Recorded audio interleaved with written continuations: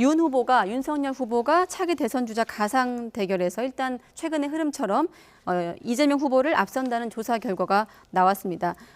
일단 격차가 좀 줄긴 했습니다. 교수님 네. 어떻게 해석하십니까? 윤석열 후보의 컨벤션 효과가 이제 조금 줄어드는 그런 이제 시작점을 좀 보이고 있습니다. 이제 반면에 민주당 이재명 후보 같은 경우에는 뭐 당 쇄신이라든지 이 지지율 격차가 2주 동안 굉장히 벌어졌으면서 당의 위기감 때문에 그리고 이재명 후보의 어떤 그 변화의 노력에 대해서 좀 일정 정도 지지층이 좀 결집하는 그러니까 그동안에 진보층이나 민주당 지지층이 굉장히 이완됐었거든요. 네. 약간 패배주의도 좀 있었고 그런 상황에서 좀 그 위기감이 오히려 좀 보약이 된 거 아니냐 좀 그런 점에서 지지층의 결집 이런 것들이 윤석열 후보는 좀 컨벤션 효과가 떨어지고 이게 이제 나타나면서 격차가 조금 줄어드는 이런 모양새를 갖췄는데 이게 이제 얼마나 계속 줄어들 거냐 아니면은 또 다시 격차가 또 벌어질 거냐 이것들은 저는 굉장히 앞으로는 뭐 하나하나의 사건들에 따라서 요동칠 가능성이 매우 높다고 봐요. 앞으로는 네. 좀 그런 측면에서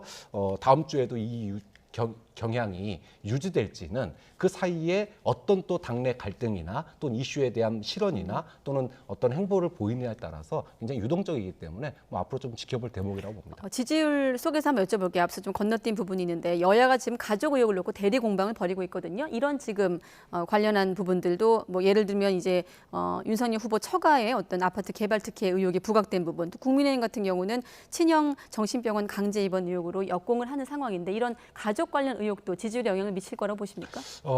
아직은 뭐 이렇게 본격적인 이야기가 나온 건 아니에요. 그러니까 아직까지는 뭐 언론에서 이제 보도되는 수준입니다. 근데 네. 그 정도 보도량과 그 정도의 어떤 팩트 가지고 지지율이 흔들리지는 않는다고 봐요. 근데 지금 이거를 지금부터 얘기하는 거는 향후에 이것의 이제 보도량, 언급량이 늘어날 겁니다. 이제 그럴 때는 저는 영향을 미칠 수 있다고 봐요. 근데 아직은 이제 이 뭐랄까요? 의혹이 좀 익어가기 위한 그런 어떤 여론전이 이제 상호간에 시작됐다. 좀 그런 점에서 본다면 한 2, 3주 뒤에 정도 본다면은 이것도 지지율에 영향을 미칠 수 있는 분명히 그런 요소들을 충분히 잠재하고 있다고 봅니다. 네, 대선이 다가올수록 아무래도 후보 가족에 대한 검증 공방은 더 거세질 텐데 지지율과 함께 좀 추이를 지켜보겠고 지금 이 가상 다자 대결 추이에 이어서 연령별로도 한번 보여주시고 평론가님은 지금 최근에 어떤 이런 여론 흐름 어떻게 좀 지켜보고 계십니까? 일단 윤석열 후보의 지금 한 십수일에 걸친 앞선 여론조사 결과는 네. 다분히 반사적인 거예요. 이재명 후보의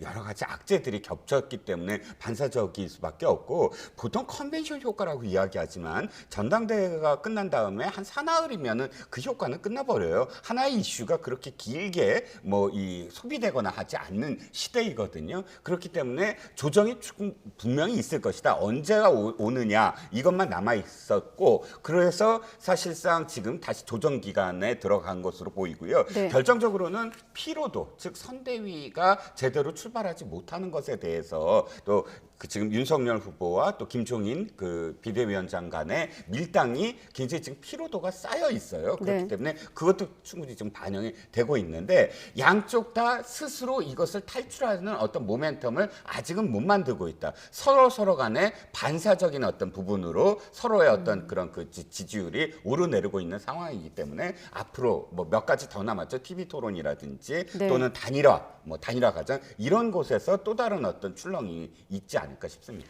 자, 오늘 조사를 준비한 건 이제 갤럽과 리얼미터 결과인데 갤럽 같은 경우는 지금 두 후보 간의 접전을 벌이는 것으로 나타난 결과도 있거든요. 38.4 대 37.1% 이제 한국 갤럽 조사 결과이고 앞서 연령별 그리고 지역별로 한번 쭉 보여주시죠. 어떻게 보면 지금 연령별이나 지역별 결과가 선대위 구성 과정에서 두 양 후보에게 과제로도 좀 다가올 것 같은데 그런 측면에서 질문드리면 어떻게 좀 해석하십니까? 그렇죠. 뭐 일단은 연령별로 본다면은 뭐 그동안에 물론 뭐 응답한 사람 안에서는 윤석열 후보가 2030 세대에서 우위를 보이긴 하지만 네. 사실 응답하지 않는 일반적인 여론조사나 국민 여론을 본다면 2030 세대의 마음은 아직도 어느 한편으로 쏠려 있다라고 보기 어렵거든요. 결국은 2030을 누가 잡느냐 이 부분이 굉장히 큰 이제 변화점이라고 볼 수 있고 또 하나는 저는 수도권이에요.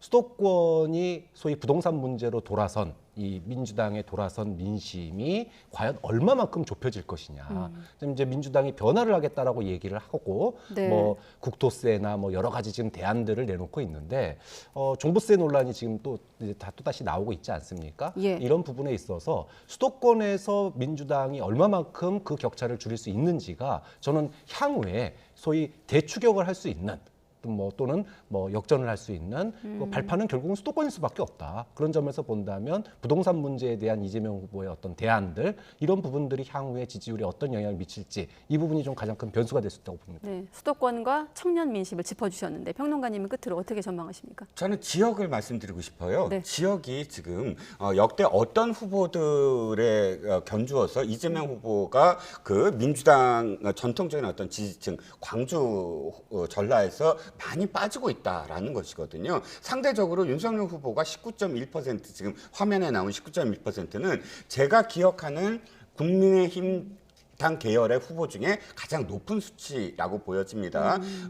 박근혜 대통령이 당선될 때도 당시에 10.1%인가요? 아마 두 자릿수 처음으로 넘었다. 득표율이 네. 그렇게 나왔거든요. 물론 지금의 이 지지율이 득표율로 바로 연결되지는 않겠지만 그럼에도 불구하고 지금 이재명 후보가 뼈아픈 건 전통적인 지지층의 지역을 지금 좀 많이 못 따라가고 있다. 즉 그걸 어떻게 회복하느냐에 지금 굉장히 앞으로의 어떤 모멘텀이 될 수 있을 것이다라는 생각입니다. 네, 광주 지역을 주목하고 계셨는데 조사 기간이 20일에서 23일, 전두환 씨 사망이 어제였지 않습니까? 그거와 또 맞물려서 추후 또 지역 결과를 한번 지켜보도록 하겠습니다.